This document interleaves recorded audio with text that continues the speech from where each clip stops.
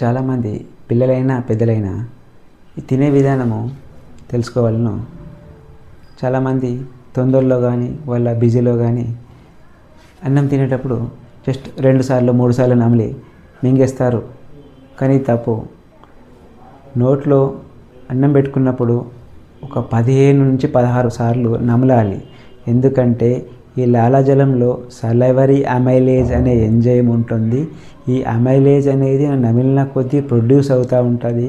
ఇది పిండి పదార్థాలని మనం తినే కార్బోహైడ్రేట్ అంటే పిండి పదార్థాలని డైజెషన్కు ఉపయోగపడుతుంది.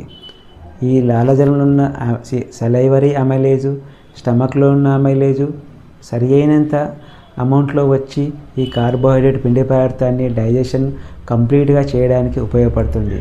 సో తొందరగా తినడం వల్ల ఈ సలైవరీ అమైలేజ్ అనేది మనకు స్టమక్లో అందదు కనుక అరగని కొద్ది పదార్థం పిండి పదార్థం అనేది ఇండైజెషన్ అయ్యి జీర్ణం కాక మీథేన్ గ్యాస్, కొందరు కడుపులో గ్యాస్ ఎక్కువ అవుతుంది, గ్యాస్ ఎక్కువ పాస్ చేస్తున్నామంటారు చూసినారా. వీళ్ళందరూ సగం నమిలిన వాళ్ళే. ప్రతి ఒక్కరూ 15 నుంచి 16 సార్లు నోట్లోనే నమిలి సలైవరీ అమైలేజ్ను మన తినే కార్బోహైడ్రేట్ తోటి మిక్స్ చేయడం వల్ల మంచిగా కార్బోహైడ్రేట్స్ డైజెషన్ అయ్యి కార్బోహైడ్రేట్స్ కంప్లీట్గా డైజెషన్ కావడం వల్ల ఏ కార్బోహైడ్రేట్ మిగలకుండా ఉండడం వల్ల మీథేన్ గ్యాస్ తయారు కావదు.